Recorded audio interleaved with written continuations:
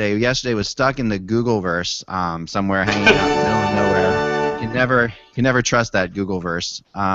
But he came in just to drop some names, as is per normal. So go ahead, Kevin. What are you waiting for a call from today? Last time I think it was Kevin. Well, last time I think it was a GM. Today it's John Scott, and I think we all know why I want to speak to John Scott today. Well, Scott, yes. Let's talk about this. Second in the All-Star voting. Kevin, all I can say is if he gets voted into the All-Star game, I hope the Pacific Division faces the Metro in the final of the 3-on-3, so we'd have Phil Kessel versus John Scott. Yeah. I like that. Yeah, That's but a good question. some people have an issue with this, but I really don't. Like, the whole idea of an All-Star game is to give people the players they want, and if that's who they decide they want for whatever reason, even for fun. That's if right. it's for fun, so what? Vote Brian Straight. Vote Brian Straight. Let them eat cake. Yeah, but the NHL has shot this down. I mean, they shot it down with Rory Fitzpatrick. I'm of the opinion that wasn't Rory Fitzpatrick leading, or wasn't he close to leading, and then all of a sudden he dropped off the face of the earth. They just they negated like 250,000 votes or something like that. They negated a bunch of votes. They did. Yes. I remember that. So this would be, and this is not the direction that the league wants. I mean, you're talking about one of the few enforcers left in the league, and I think that with Gergensons it was understandable. The entire country of Latvia was voting for him. And then just don't put him on the ballot then. Make the ballot more specific. Maybe they're looking at John Scott, the famous organist and choirmaster from London, who has led many. By the way, did you see Andrew Lloyd Webber on Stephen Colbert? I did actually. I don't watch Colbert. I'm not even an Andrew Lloyd Webber fan, but it was a good spot. I did see that. You're not an Andrew Lloyd Webber fan. What the? Come on. Really? We have to go into that? Yeah, please. Please. Oh, man. That was cool. It was really awesome. I mean, it was cool. It was the night after we were there, so we were very pissed, my wife and I. But anyway, besides that, because we saw a bad show. Not a bad show, but just, like a... Can we get back to John Scott, please? Sure. Hello, Hockey World. It is Wednesday, we'll call it. Wednesday, December 2nd, 2015. I'm Michael Jello. I'm Dan Petru. I'm Russ Cohen from Sportsology. And I'm Kevin Allen of USA Today. And that is why this is the All-Star Cast. You guys just nailed that without any thought whatsoever as to the order you go in. Well, what I like is since I've been gone, you apparently have a new strategy, and I like it. You're just going to call it whatever day you feel that it is, and then let's just go with it. That's it. I'm all in favor of that. I like that. Be assertive. April 9th. I'm a powerful man. I'm going. What you said was I'm going to call this Wednesday. I'm going to call it. I like that. It doesn't matter if it is or isn't. If you call it Wednesday, it is. It really doesn't. I mean, are people at home writing this stuff down? I mean, think about it. I mean, no, they're too busy voting for John Scott. The organist? I like that. They are too busy. Well, thanks. Yeah, I appreciate it. Because I'm a powerful man, and I figure as a powerful man, I should be able to make it any day I damn pleased to make it. No. All right, Mike. Powerful man? I don't want to make any more puck talk jokes. Oh, yeah, no. I'm not, well, that's just because I wouldn't leave the house for less than $5,000. I told you that. That's my issue. Let's get into hockey. We were talking John Scott beforehand, and Kevin is waiting any moment to hear from, and that'll be interesting. Phone call. Yeah, we should bring him on the air at some point. But so he is now leading or second in voting, right? Second, yeah. He's second in voting, which means which means there are several sharp people out there who've written several computer bots to vote for him in specific ways, and this is the issue. So. We do give the people what they want, Kevin, to a degree. I agree with you, but at the same time, I also can't help but think that this is like giving Intel what it wants or something. This is not. These are not people voting. This is a computer. Yeah. Well. Yeah, and maybe it's the group that's trying to make a mockery of it, but I don't know. Yeah, you open yourself up to this with fan balloting, and it is what it is, and if it was too hard for them to swallow, they would not do this. Continue. Yeah. No, I agree. I say screw the environment. Back to paper ballots. I want the good old days of sitting in the van, sitting in the bleachers, popping those little boxes out, of the I paper used to do ballots. it. I used It worked for to Florida in do it 2000. Like Obviously, paperclip. I could do like 7 ballots at once. Right, you could do right, exactly. You could do a bunch of ballots at once. You could push them through. There was a satisfying feeling of looking on the ground and seeing all those little tiny squares. And we all did this in baseball. We did it in, for years. I remember baseball specifically. I remember doing it in hockey as well. And that is one thing a computer bot couldn't do. So, I mean, if we bring back paper ballots, we fix this problem right away. obviously, the people behind this are the same ones who are behind the Donald Trump presidential campaign. But I mean, honestly, I don't have a problem with John Scott. It will be laughable to see him in a 3-on-3 if he actually makes it, because he'll be, they'll go around him like a pylon. He's not the quickest of players, but I mean, it'll be funny, and it will add to the the humor and the enjoyment of the All-Star weekend. So I say, why not? I don't care. I say, He has why a not? sense of humor. He does. But the thing is, it's funny that this is happening now after they limited the balloting for the fans. And Right. and now the fans are even coming through in this regard. It just shows you what technology can do. It does. You can't beat the internet. This is the No. problem. You can't beat it. You have to deal with it. You have to become friends with it. You have to figure out how to make it work. But you can't beat it, and they're trying because they try to beat it. If the internet can topple countries, which it's proven it's capable of doing with the use of social media, then it can surely get John Scott onto the All-Star team. Exactly. Absolutely. There's And no question. whoever this computer programmer is, he must be a Sabres fan, because the 3 instances here, it's an ex-Sabre in Rory Fitzpatrick, a current Sabre in Zemgus Girgensons, and now John Scott, a former Sabre. It's pretty fun. Intriguing. It's very intriguing. It's an intriguing. Is opinion. it Mike in Buffalo? That's right. No, I'm not a Sabres fan. But I know, but you are in Buffalo. could be a person in Buffalo. Mm. Yeah. No. I don't know. So yeah, it's well, here we go. We'll see what happens, and if I'm looking forward to the article, Kevin, after you talk to him, because it'll be. He's got to think it's fun. I mean, I'm assuming if it was you. I mean, he knows he's not an all-star. Hockey players are really humble about stuff like this, so it's always interesting to hear them talk. I remember Fitzpatrick talking about it before. I think I spoke with him at the time, and yeah, it definitely did. And I remember the whole thing was just kind of really, they're like, oh yeah, it's nice, and they don't know what to say because they're Although really. John Scott's not a humble guy, so I think he'll say exactly what he wants to say. I bet he is a humble guy. I bet he is in this situation. Kevin, what are your thoughts? Well, I don't know. I was trying to think whether I'd ever talked to him before, and I don't recall ever talking to him. So, I mean, I'm curious what he's going to say. Yeah. I think I hope he has fun with it. I think it's fun. He's a fun-loving guy. He will. Yeah, I mean, I think it's fun, and historically, tough guys have been very, very popular, obviously, and he's gotten a lot of notoriety through them. Maybe I hope he sees it as flattering. They've chosen to. They could have picked a lot of different guys to try to push through like this, and somebody has chosen him. So Yeah, no, it's true. It's really, it'll be very, very interesting to see. So let's start into the news today. The first news I had on my plate was, since we talked yesterday a little bit about the American goaltenders, and that's one of the reasons we were hoping to get you on yesterday, Kevin, is the really great young American goalies who are in the league right now, including Mr. Sparks. We thought that was the best story, one of the best stories of the year. The Maple Leafs are sending Bernier to the Marlies. We talked about this. It's a conditioning stint, right?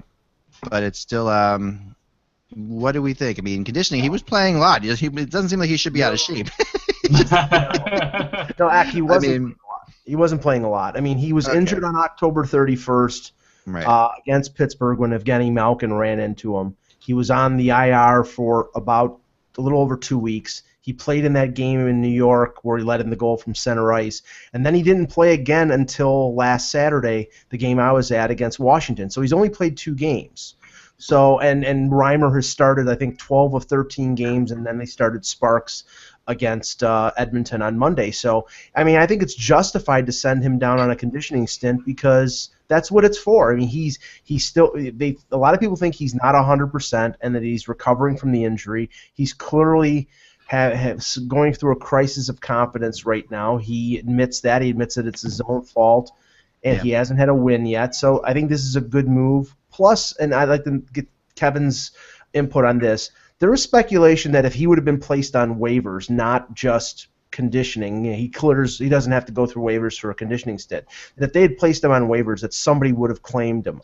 I think they would have. What do you think? Yeah, me too. I agree with you, Mike. I think there's still a romance with Bernier that at some point he'll put it all together and have a couple of good seasons. To me, the two goalies are still Reimer and Bernier, and it just doesn't make any sense to do anything else at this point because whatever's going to happen will happen after the season. I had the impression at the start of the year that Mike Babcock did not love his goaltending situation. So, maybe he likes it a little better now based on what he saw the other night with a good young goalie. But it just doesn't make any sense to do anything drastic at this point with the team where it is. You have to think too, if Bernier was on waivers, a team like the Flames would probably claim him because why not at this point, right? Right. Oh, I think there's a possibility that Reimer gets traded at the deadline because he's a UFA and because he has played well. There's for a team that needs a backup or a team that needs a guy who could in a pinch be a starter. I think he makes sense. But the thing that would dissuade some teams from claiming Bernier is that next year at $4.15 million. I mean, they'd have to be confident that they could straighten him out. And right now, he's really struggling. I mean, he's fighting the puck, and the team always seems to sag when he lets in a bad goal. So I mean, this is a no lose. He gets a chance to straighten things out, play like 5 or 6 games with the Marlies, and then come back. And I think, they'll ride Garrett Sparks for a game or two, but I don't think he's going to get a big chance. I think as soon as Reimer is ready, which is probably going to be tomorrow against Minnesota, he'll be back in there for the Leafs. Sure, but this is a good American matchup. And, I was just watching the Sportsnet noon show, and Craig Simpson basically poo-pooed the fact that Sparks and Hellebuck are in there. He's like, well, Sparks didn't have to work that hard the other day, and Hellebuck only faced 15 shots, so let's hope these guys can finish the game. And I'm telling you, I take that as a slap against the American goalie. Yeah, I do too. Yeah, why don't you produce a goalie not named Carey Price? Right, and I don't like that because it's like, hey, you could talk about Hellebuck playing in the World Championships. Now, McLean did say, hey, they look at Hellebuck as the future of the franchise, but then they added nothing to it. No World Championship talk, no great college talk, nothing. Sparks, he just got, basically they might as well have said Sparks just got lucky because that's what they were saying. And that's unfair, too. It's like, look, let the matchup play out itself, but don't all of a sudden throw cold water on it before it even happens. I really got angry at that. Yeah, no, that's just crazy. I mean, there's no question. I mean, we talked about how the American goalies are really, are a big part of the NHL right now, and a big big part of the junior hockey ranks and college hockey, and just a really big. There's no question, that we can't in America. We can't seem to make centers like they can in Canada, but we can sure make goalies and defensemen. I mean, there's no question about that. Yep. I mean, the centers and the wingers, yeah, Canada still has us there, Kev. Well, yeah, and here's my theory on why we don't produce centers. We used to, as you all know, back in a long time ago. But when the America was short on depth, they produced defensemen and centers because if you had a really good player when you were an American youth coach when they were 7, 8, and 9, you put them at center or on defense so they could get a lot of minutes or they could dominate play. And now that there's more depth, you don't have to do that necessarily. If you have a great young player at 7, 8, and 9, you can put him on the wing and let him develop the way he should. That's my theory on that. But go ahead. There were a couple of pretty good American centers playing last night in Detroit. Yep. Well, it's changing. I mean, you look at the last Olympic team when the biggest problem is everybody knew it was they didn't have any depth at center. I mean, I've said it before, like the 11th center on Canada probably would have been the number 1 on the U.S. team. Right. But in 2018, and they may not go. In fact, you can make a case that the odds are against them going.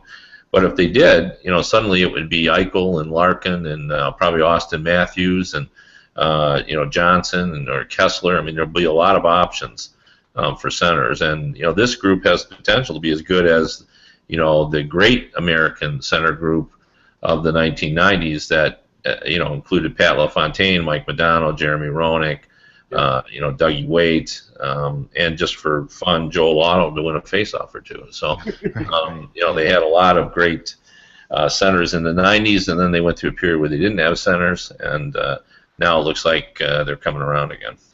Yeah, no, that's for sure. Now, wait a second, Kevin. You burying the lead here. What do you know? Do you know something about the Olympics in 2018? Well, no, I mean, I just think, I sense that there's just not this great desire on the NHL's part to go to 2018. I hope I'm wrong, to be honest, but yeah. It sure feels like that. It sure feels like they don't want to go. Could we get into a cycle? Someone brought this up to me the other day. Sorry, Daniel, but Jeff. Someone brought this up to me the other day. Could we get into a cycle where the NHL goes to every other Olympics? Well, yes, we could, and I say that because there's a misconception that they have to fully commit, or they wouldn't. The IHF wouldn't take them on an intermittent basis, and that's simply not true. The IHF, if the NHL decides to skip 2018, that doesn't mean the IHF said, well, now you can't ever come back again.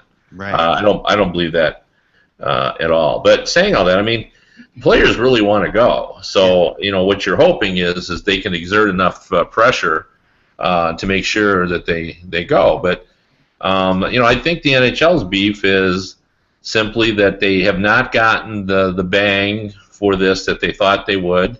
Number one, it's hard to shut down the league and start up again, particularly for probably a third of their markets, and the risk of injury, all the arguments that you think are there. The insurance was a big deal, right? The insurance was huge. The insurance is outrageous, but the bottom line is the players really want to go, and there aren't a lot of things now that you can give to the players. The last two negotiations have been about givebacks, cutting into their earning potential. The last two negotiations have been that regard. So the one thing that the players want that the league can give them is the ability to go to the Olympic Games. And it's not just, people think, well, but it's just for a select few. But what the non-Olympians get is that time off. Right. They really, really like. So it's really a win-win thing for the players. Those who get to go to the Olympics have that experience, and those who don't get a lengthy vacation in mid-season, which they don't normally get. I mean, I talked to somebody who said, if we could somehow guarantee that every other or every third Olympics was in North America, we would just do it that way. That they said the biggest issue that they had with the whole thing was the fact that we live in a world where no longer can you tape delay something and put it on later to have it be significant. It's a waste. It's a waste, right? Because we live in an immediate world. We all got up and watched the games from Russia, at 3 or 4 in the morning, whenever we had to watch them, because that was the only way to really watch them live. There was no way. I mean, avoiding them was so difficult. And I couldn't even do my job. I would have to stay away from Twitter, and I couldn't even possibly avoid them. Or even in Europe. I mean, when the games were in Albertville or in Norway or in Italy, I mean the time difference isn't that dramatic. But when you're playing games, Nagano, I always keep pointing back to watching the Canada-Czech game, the famous game where Hasek stoned the Canadians in the shootout. I think I was watching that game at 1:30 or 2 o'clock in the morning. So that doesn't translate to North American television. So and the next game, 2018 is in South Korea and 2022 is in China. I mean, you're going to have a 12 or 13 hour time difference. So I don't know. I mean, China is a different animal. Yeah, and I think what's lost in all this, and I've had this argument with. Or debate, I should call it, with NHL officials, because I've written this before, that I think it's just a good public relations move and a marketing strategy just to go to the Olympics, because it's hard to describe how much bigger the Olympics are to our little world in hockey. But the amount of coverage that it gets, the attention, and you can see it with all the minor sports in the United States. Nobody cares about the bobsled except during the Olympics. Right. Nobody cares about all the small sports. They have no crowds at any of these events. But in the Olympics, 10 million people may watch. The luge. Yeah. Well, in the summer games, water polo. Yeah. Just people get into it. You put a USA on someone's jersey, and we watch. I don't care what it is. And I think they kind of lose sight of that. That maybe they're not. It's hard on them because it's 3 o'clock in the morning. But there are people all over the world, tuning in to see hockey, even if they don't care about it. And in the long run, that's got to be good. So I think that even goes one step further, and I think it even goes to local Americans too, because I think as all of us being 5 people who probably all of our friends related to hockey with us, they say, yo, you're a hockey person. And a lot of your friends, most of my friends do watch hockey, but not all of them. Many of them are football, baseball people or whatever. But during the Olympics, you get a sense of how they're all into it. That's like the main sport. It becomes the main sport at the Olympics, becomes hockey, and that's good. Right, it's the one time when your friends who just aren't really hockey people will start talking to you. Oh, who's TJ Oshie play for? What's Oshie's team or what? Well, I'll give you 2 examples that bring that home. When TJ Oshie scored all of the shootout goals in Sochi, I wrote my story and I got it up quickly, and within an hour I had 45,000 Facebook shares on it, and there's nothing that I've ever written at the NHL level that has got remotely close to 45,000 Facebook shares within an hour. And I guarantee you that many of those people couldn't name 5 NHL players, because that's the way it works. And I know that because in 2010, and my good friend Mike Brem, who was USA Today's hockey editor for 22 years, he always recalls that the biggest question we got when we did our live hockey blogs from Vancouver in 2010 was, what team does Ryan Miller play for? Like people had no idea where he came from. Was he a college player? They just didn't know. So many people in America got caught up with that 2010 team, and they were fascinated by how well Ryan Miller was, and yet they had no idea that he played for the Buffalo Sabres at that point in time. And we got a lot of questions, like that from people who just didn't follow sport. Right. I know, even the local channels, in Connecticut, one of the local channels was Skyping with Max Pacioretty and Jonathan Quick and Kevin Shattenkirk. They were following them, and they gave them cameras to take to Russia with them, and they were sending back diaries. So it captivates, it captivates a country, and it can captivate a small town too. Yeah, I got an interview with Ryan Kessler in between games before the big game, and that thing got massive hits, and he was more than happy to do it, and I was surprised I could get him. I was really surprised, but they really wanted to get the message out. They did, and the message did get out at that time. I have to admit that. That's true.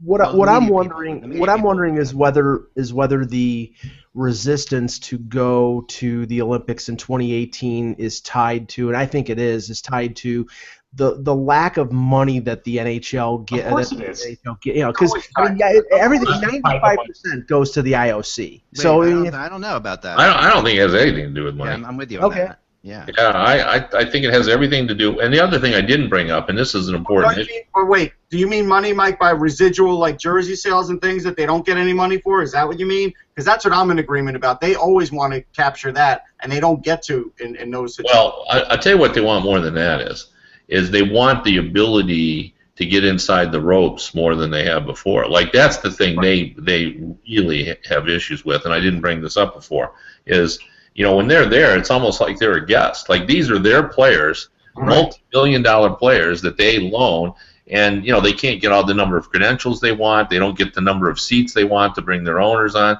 Now it has improved, but it's still not exactly the way they want it, and I think it's changed now. But in those early years, they couldn't even put up the Olympic highlights on their website. Right. Limited video rights, everything. Yeah. So they would like to be treated as if they're the the product, which they are. There's no doubt about that. So, but I think that has improved, and I think the IOC and the International Hockey Federation has attempted to make inroads there. But I don't think they need to make money on this. I think they just want it to be a better situation for them, and they really feel like they haven't received the amount of attention that they expected to receive because of their participation. I think that's I don't know. I think that's short-sighted. I think they have received the amount of attention. They just don't see it as it's hard to quantify via certain ways. Yeah. Well, yeah, because there's no. I think what the NHL would love is 2 weeks of the Olympics, and then their first national television game, they see like a 25% increase in viewership, and they're not getting that.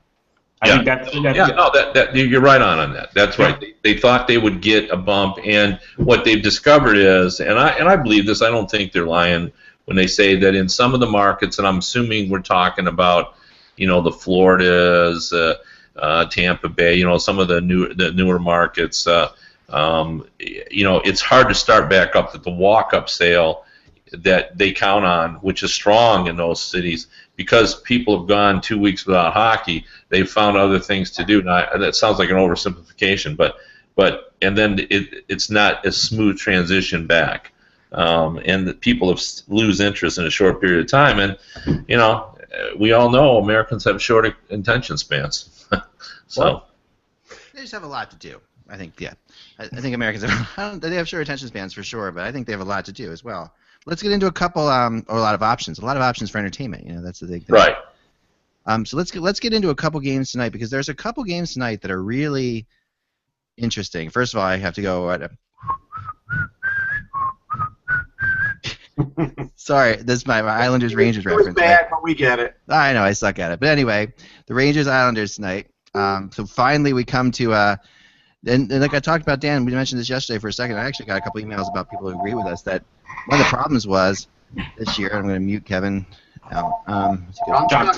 John Scott, Big John Scott. We'll see. Yep. Is that it took too long to get these teams to play each other in Brooklyn. Like this should have been like the opener. Why wasn't this the opener? Like, why can't you? Right. Because this definitely, nothing brings out the best in Islanders fans like Rangers fans invading on their space. Well, yeah, I was at the game Monday night, and I was pleasantly surprised. It was packed. It was a really good crowd. Pretty much the only seats that were not filled that night were some of the obstructive view seats, and even some of the obstructive view sections were filled. I was pleasantly surprised for a Monday night after a holiday against Colorado. And I was talking to some people there, and some of the season ticket holders, and they're saying, like, look, every game we go to, we have our entire section of people we've never seen before. Every game it's someone different. It's the first time they're going to a hockey game. It's the first time they're going to a hockey game. And now you're starting to get some people, this is their second game now. This is their third game now. And it was a little quiet in the first period, but as soon as Oposo scored that goal, it was loud. And it started to get loud, and the crowd got into it, and it didn't feel like a road game.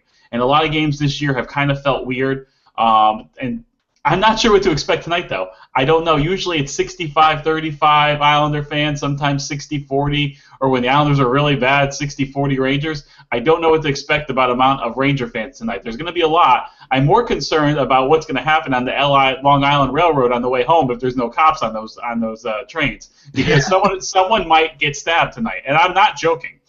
Right. No, I mean, it could be bad on the LIRR.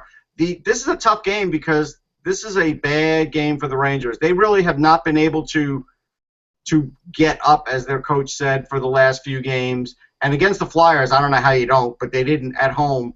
And so now they've got to go into Brooklyn, and this is going to be a really tough battle. They don't have Stepan. They just called up Tanner Glass, which no boy. Okay. Watch out.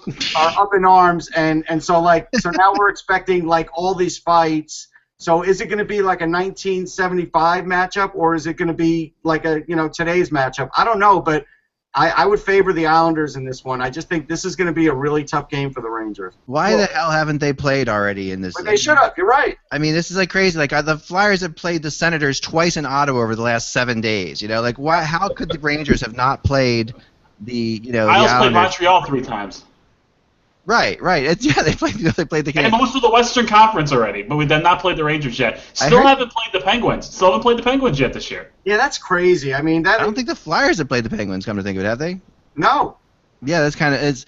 So I mean, but I heard Dennis Potvin interviewed the other day, and he they were asking him about this, and he said one of the first times he was, I mean, when he was playing in Uniondale, when Uniondale was opening up, and one of the first time the Rangers came in there, they had all these Rangers fans, and it really united that team and that fan base. He said it really pissed us off that all these Rangers fans were in there, and it made it so the fans started saying, listen, next time the Rangers are in town, we got to get our friends out here, we got to get everybody out here, we got to not let this happen. We can't let this happen, right? So this pride thing takes over, and so that's what I'm kind of looking forward to tonight. I want to see. Well, the atmosphere will be great. There's no doubt about that. Yeah, I mean, I also heard the other day Bailey talking, because he's played now 500 games, which seems unbelievable to me that Josh Bailey has played 500 NHL games. But he was talking about what the Highlanders do this year, which is really weird, since most of them live out by Nassau still, right? On game days, they come out for the morning skate, and it used to be that they would come out the morning skate to Nassau. They would go home by 1 o'clock. They would take their naps, which most hockey players take naps in the afternoon, and then get ready for the night. They all stay in town the entire day.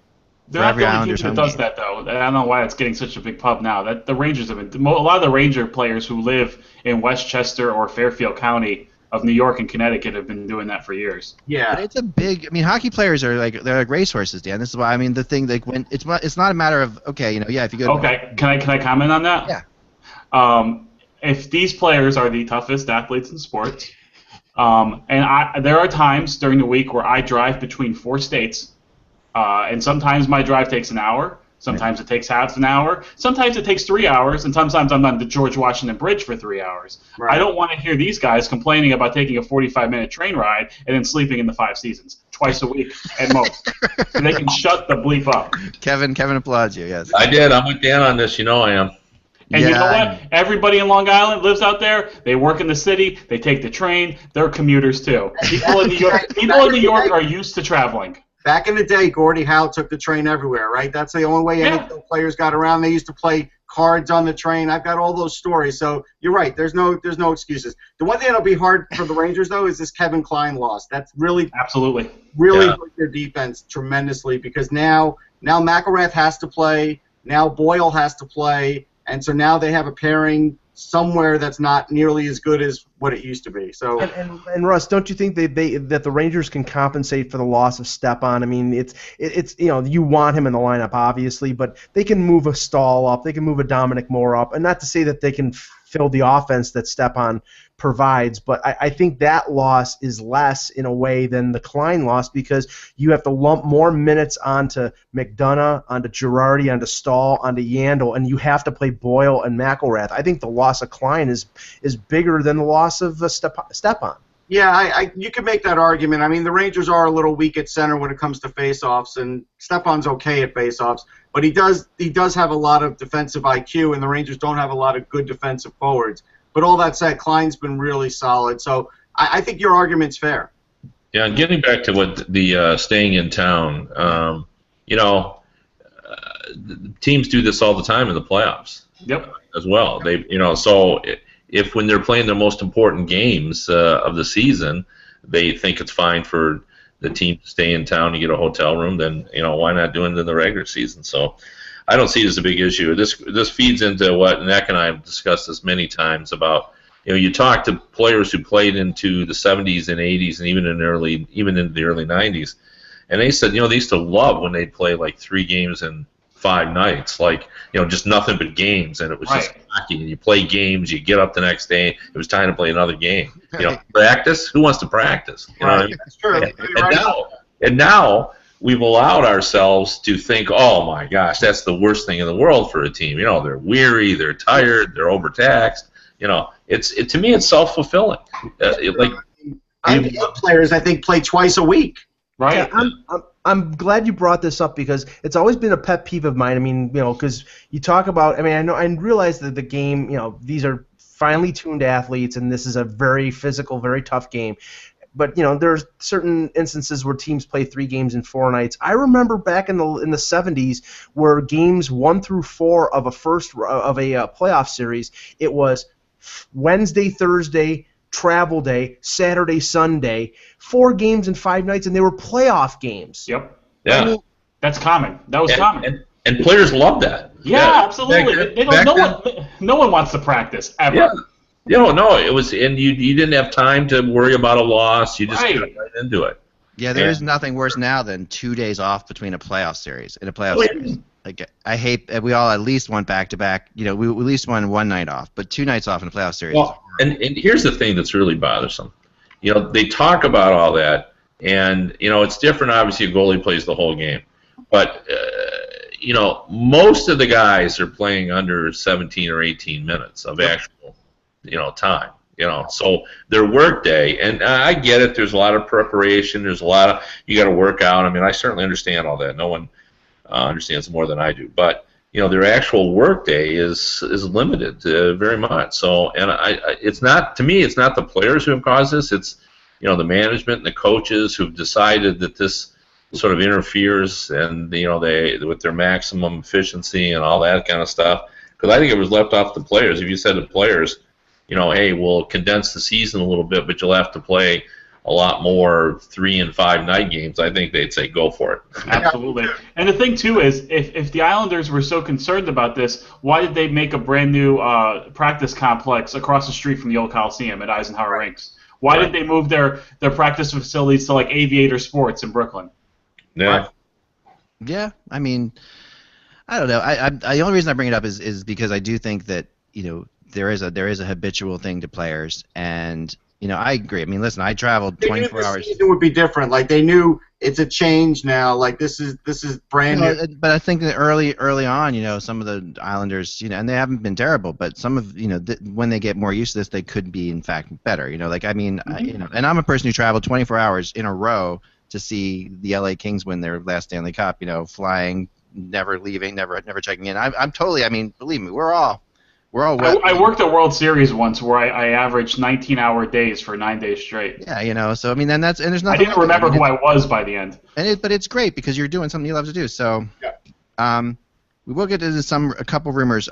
Someone did text me this, and that this is pretty staggering. I didn't realize this. That Jagr is 68 points away. Of course, that's his number. 68 points away from becoming the second all-time leading scorer in the NHL. Correct.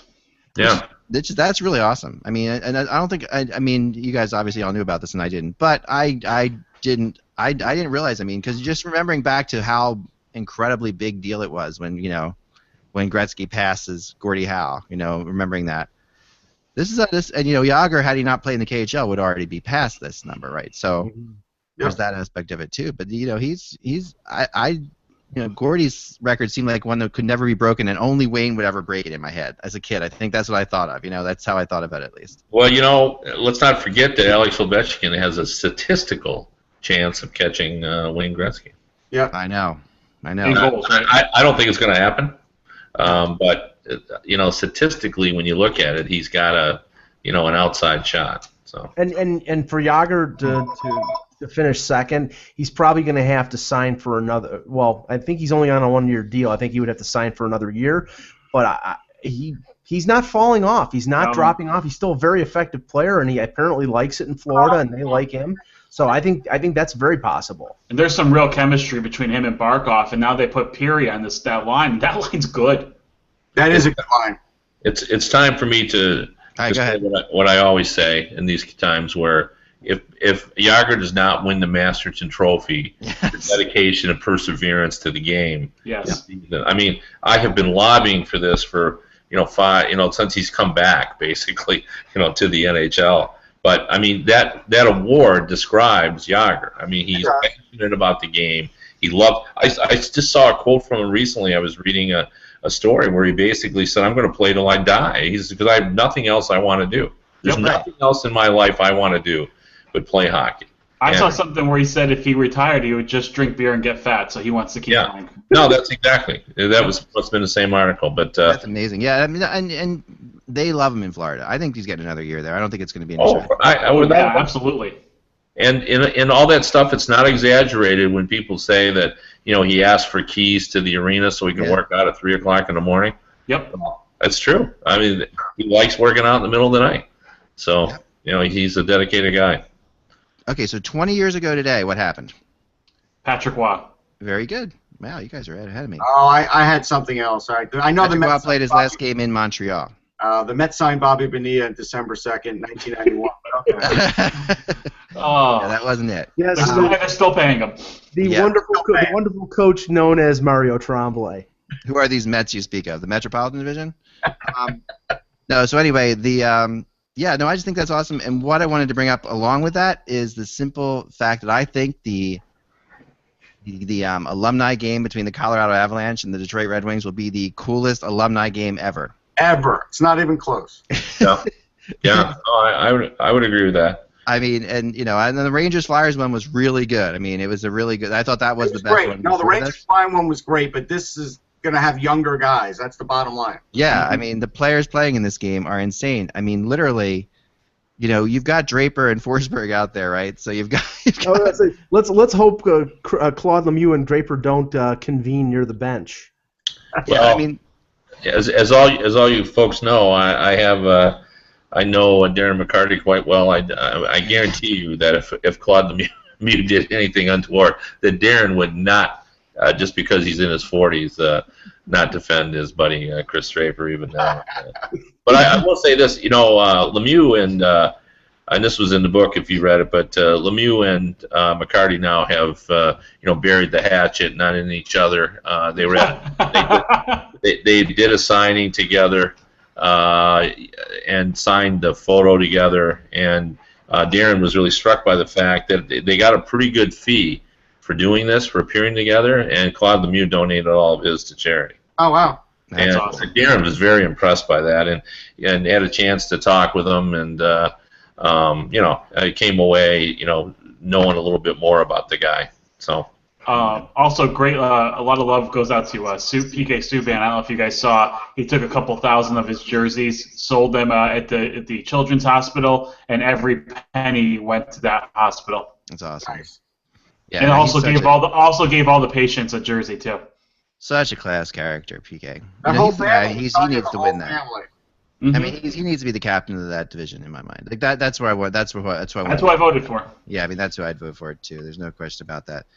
So just to prove that the Eklund curse is not real, I had to throw this article in there. Who Carey scored Rampel the first won goal again? last night? Medvedev. We talked about him yesterday. Oh, that's right. Yeah. I talked about him yesterday as not playing very well and as looking to me a little bit old and really came out, of course, and maybe that doesn't prove anything. But Yes, and so did future Hall of Famer Shane Gostisbehere. right, he scored as well. But they Medvedev scored a goal last night. Looked very good last night in general. He had a really good game. You know what the thing is?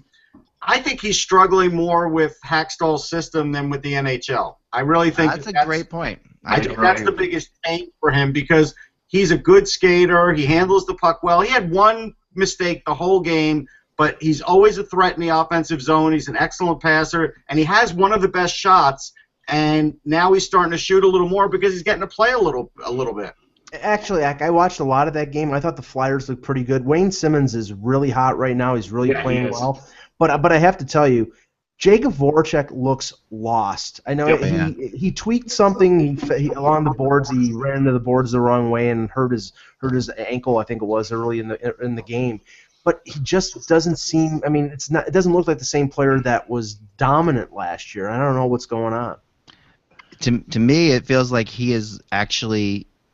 He and Drew are both trying to do too much with his team struggling, and that's why they took him off the line because they both want the puck all the time. They both want to carry the puck. But Voracek for whatever reason is just completely snake bitten right now, and you do get a sense it'll turn around. He's just not. The thing about Voracek this year that I haven't seen once, which we saw every year from the time he came from Columbus, was these long carries. Russ and I talked about the other day. Yeah. Long carries where he would take the puck somewhere before the Flyers' own blue line and take it all the way down, and he hasn't. I haven't seen him do that. He's not allowed to do that now. That's not the Hackstall system. Right. The Hackstall system is you get this far, you pass to that guy, you find the open man, then you shoot, and then if we don't score, then we control the puck and cycle. So you don't see anybody doing that on the Flyers now. That's a great No, point. you don't even see Giroux carry the puck that much anymore. No. No, that's a great point. That's absolutely the case. You're right. Got weird sounds going on. Sorry, 1 second. I got this.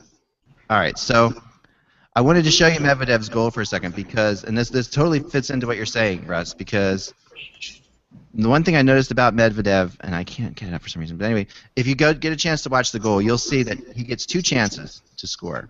Medvedev gets 2 chances to score. He scores right. He gets a shot right beforehand and right after. In both instances, he is trying to do what he did in Russia, which is slide to the center of the top of the between. On his power play spot for the Russian power play was always. Right. He was always they would play the 1-point man in the middle, top high. So when he's out there with Delzato, for whatever reason, he the Flyers usually do. They used to play that style power play. Now they don't as much. So he ends up actually pushing Delzato practically into the boards both times because he's just going high. You could tell Medvedev he just wanted to score. Yep. So it was interesting. And I don't know, it's one of those things because earlier in the game he made a terrible play gave the Senators a goal. So it was almost like he had to redeem himself. But he literally, that's where he wants to play on the power play. And sometimes, what I haven't been thrilled about with Hackstall's system is his inability to see that, when you have a player who is just naturally fit to do one thing very, very well, you sometimes have to build your system around that. Yeah. So far, I haven't seen that, right? It's true. So that's where I'm. So last couple things here. Sorry, we're trying to get rid of our echo here. What's going on here? Well, why don't we talk rumors, Zach? Yeah, we'll get into this rumors. I'm going to mute everybody for a second just to see where we go. I'm muting Russ. You can unmute yourself, Russ. Maybe that'll work. All right, so let's get into rumors.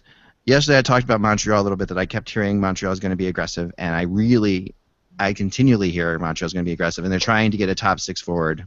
That is their goal. I am not, and I've heard Braden Shen's name mentioned from Philadelphia. I've heard, I've also heard them discussing things with San Jose. I think Montreal, if there's one team to look for early on here, it would be the Canadiens looking. Have you heard anything about this, Kevin, at all? Or? No, well, I've heard that they've been nosing about, but that's all I've heard.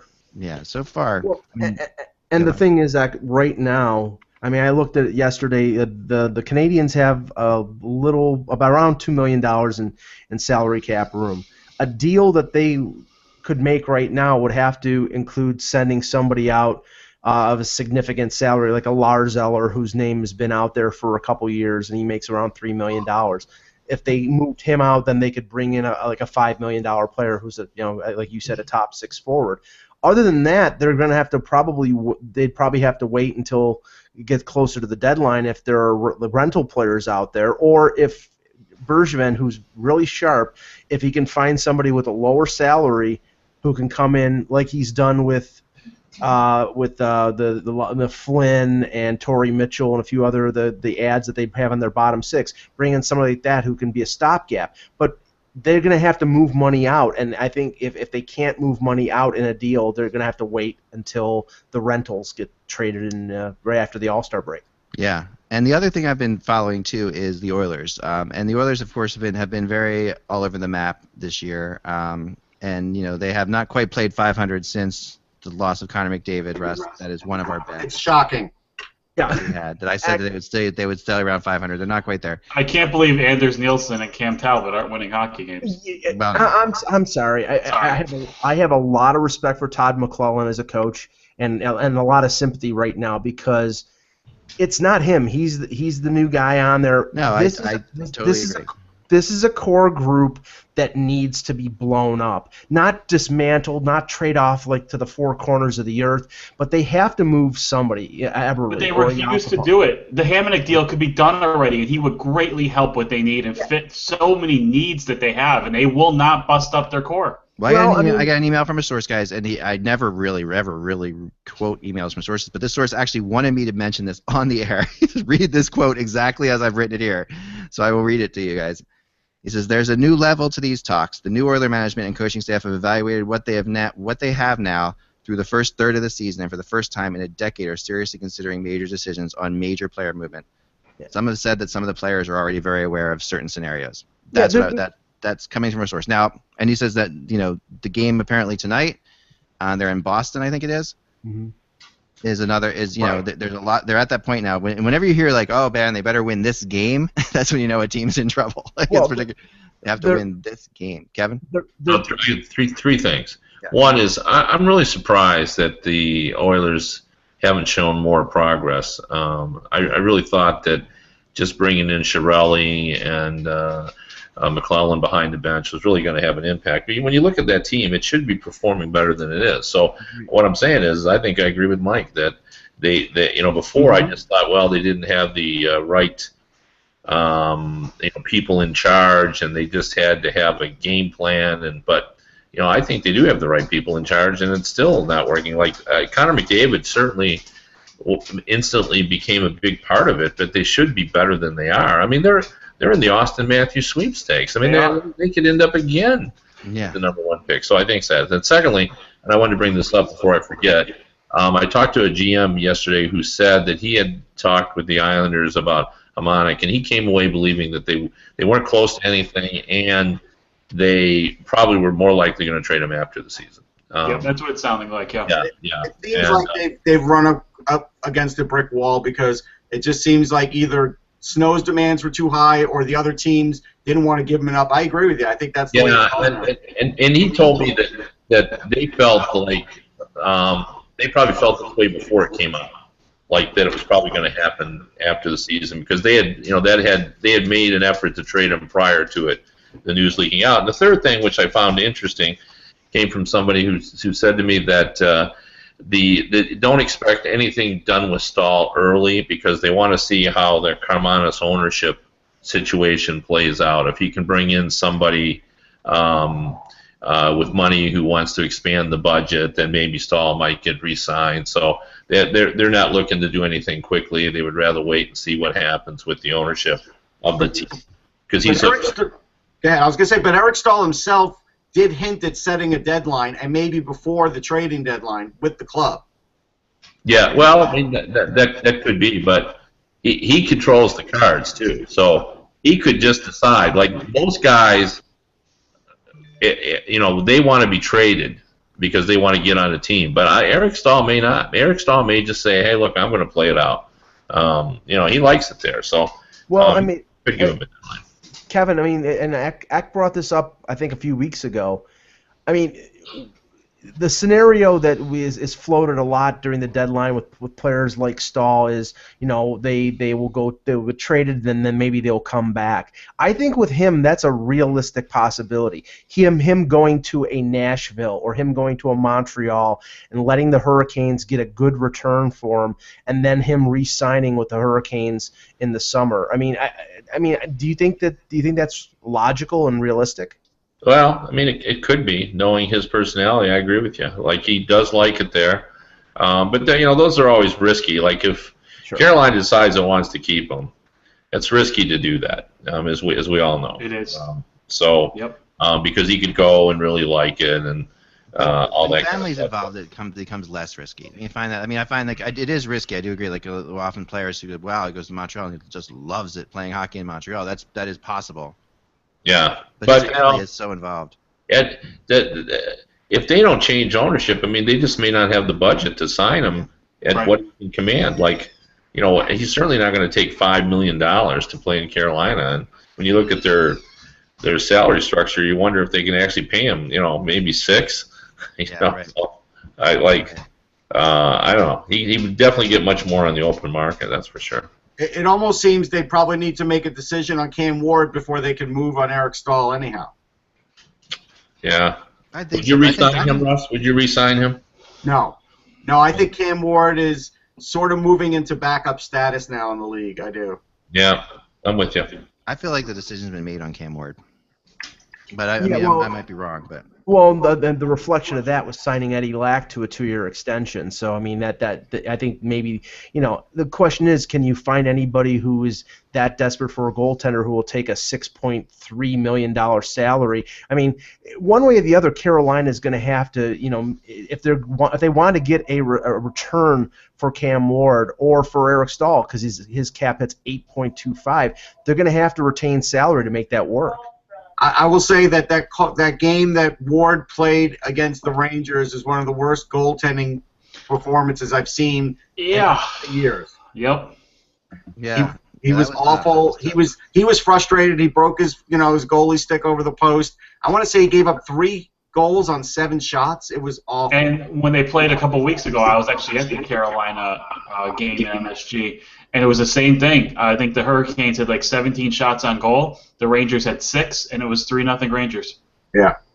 Wow, that's pretty crazy. Before we go, kind of a good story here that I don't know if you guys saw the girls' high school hockey team from Anchorage, Alaska, that was in trouble, and they were basically, they needed money, and Scotty Gomez stepped up. Nice. Basically put together a foundation with Dick's Sporting Goods and raised like $200,000 to keep the girls' high school program afloat in Anchorage. I think that's awesome. Yeah, I mean it's so cool because it's one of these things. Gomez is obviously an Alaskan native, and it's good to see. It's good to see that kind of stuff going. For sure. There's a video on YouTube you can check out. One little injury news here that just broke. Pierre LeBrun from ESPN reporting that Brandon Sutter, the Vancouver Canucks, just had surgery to repair a sports hernia. He'll be out 4 to 6 weeks. Now, we were talking about that yesterday, Russ, about whether Vancouver would let McCann and Virtanen go to play for Team Canada. Yeah, that's another, in the area of they're not going to let that happen because now they're shorthanded. Yep. There you go. So, cards. All right, I got a couple cards here for you guys. A couple cards to end the day from the Box of Fun, which I'm still trying to justify purchasing. All right. This guy was a Ranger. So I had Steve Vickers. Rangers Islanders thing. This is a Joey Kosher. No. This card he started with the Rangers in 89-90. Okay. Then moved on to the Montreal Canadiens. And this card was 1988 when I think he was with the Canadiens, but he started with the opposite. He started with the Canadiens, moved on to the Rangers. Sorry. So 86-87 Canadian, which was that was the year after they won the Stanley Cup. I think, right? 87-88 Canadiens. Then off to the Rangers. Let's see if we can I'll cover his name, see if you guys can pick him out. I don't Here know. we go. Flipped away. Takek. What do we think? Da da da da da da da. When I talk, you guys see me. So there you go. Who do you think? No idea. No idea. Nah. Oh, come on, you guys know this guy very well. He's a right wing. Penalty Guy minutes. Lafleur. Way more penalty minutes than points. I'll give you What's that. Guy Lafleur then? No, this would be Chris Nyland. Come on. Chris Nyland. Oh man. I really feel bad about that now. Yeah. Yeah. Now we look like a collective group of idiots after that one. I have an Eric Staal card here, which is ironic. I just picked up. How much did you pay for that box? Whatever it is. $25. $25 for 200 cards. I know. Heck, you and I need to have a serious talk about hockey cards. I will seriously send you like 5,000 cards from all years for free, just because it collects up there. Box. It's so terrible. We've gotten so much content. I really have got my money worth on this. You have. You actually got a whole segment out of it. It's great. Yeah. Now this is a player. Okay, this was a player who was an Atlanta Thrasher at the time of this card. Okay? Patrick Stepan. Little. No, it's not Stefan. No. He is famous around these areas for who he dated. Jeff Odgers. And perhaps married. I think married. Around these parts in Philadelphia. Oh, wait, you're talking. I know who you're talking about. Oh. Is he still on Winnipeg? No, Alexander Daig? No. It's not Alexei Yashin. Married somebody from the Flyers organization. Oh.